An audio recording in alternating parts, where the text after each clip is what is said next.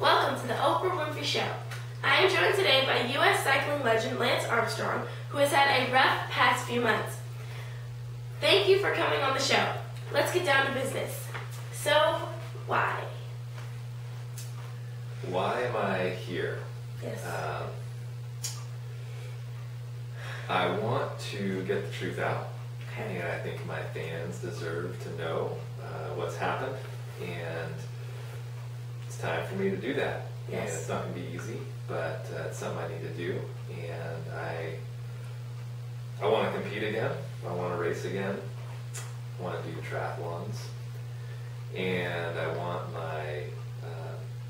to mend some relationships that I've broken. I've done some things wrong in the past, Okay. and I want to make those things right. All right. So just to let you know, David Walsh helped me with these questions.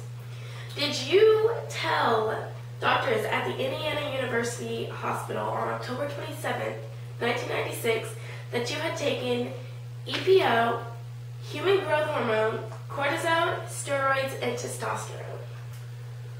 Well, that's a long list. I don't think there's any proof that I did any of those, but I did do EPO before Okay.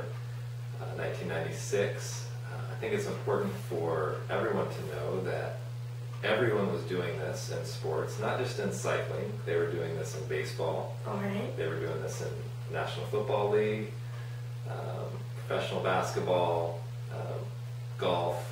What made Steroids you do were, it? Rampant. Mm.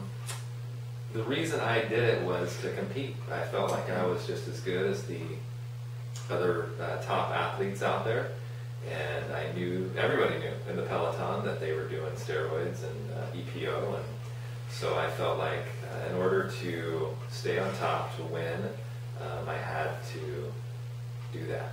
Okay.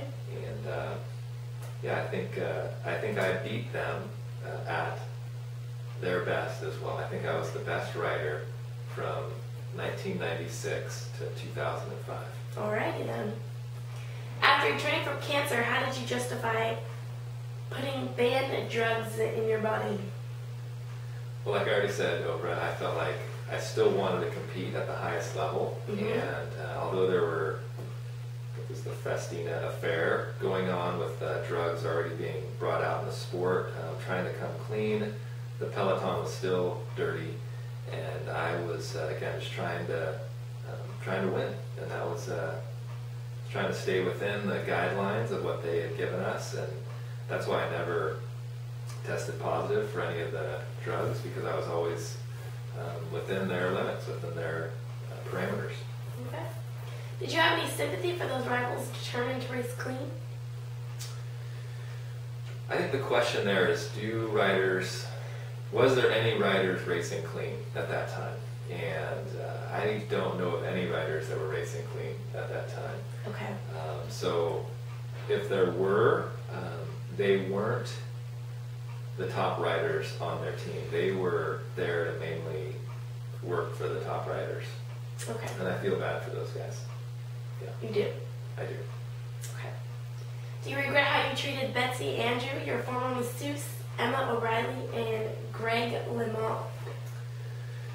Yeah, I mean, I definitely didn't treat them the way I should have treated them. Betsy, we were good friends, and I was good friends with his husband. Her husband, I still want to be good friends with her husband. And yeah, that's a relationship I'm going to need to work on and mend there. The masseuse, pretty much what I said about her is what I feel about her. And Greg LeMond, Greg's a great champion in the United States. He won the Tour de France 3 times, after he got shot by his brother with a shotgun, and still came back and won the Tour de France. So I have a lot of respect for Greg. I have a lot of respect for what he's trying to do with the sport and coming clean. And I'm actually kind of going to try to be more like Greg LeMond. I want to see the sport get cleaned up.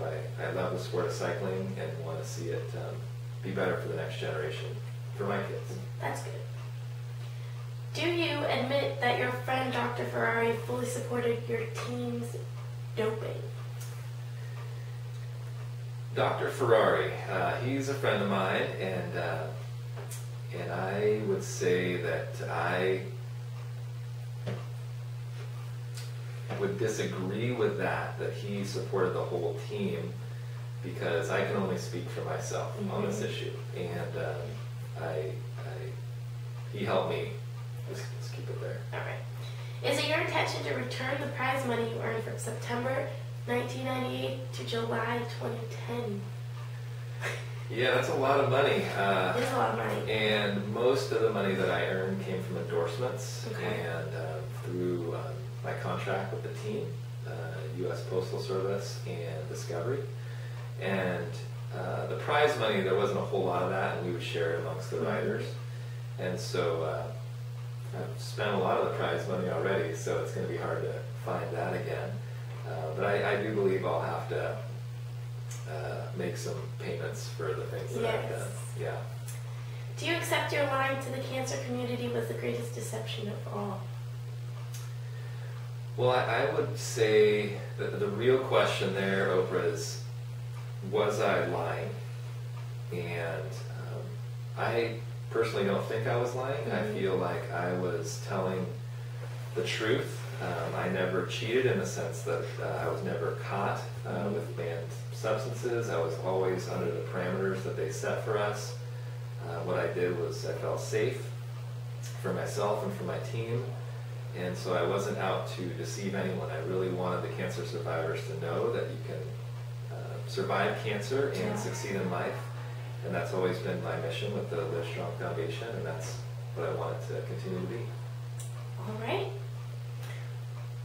Well, we will be right back after these messages. All right, that's it.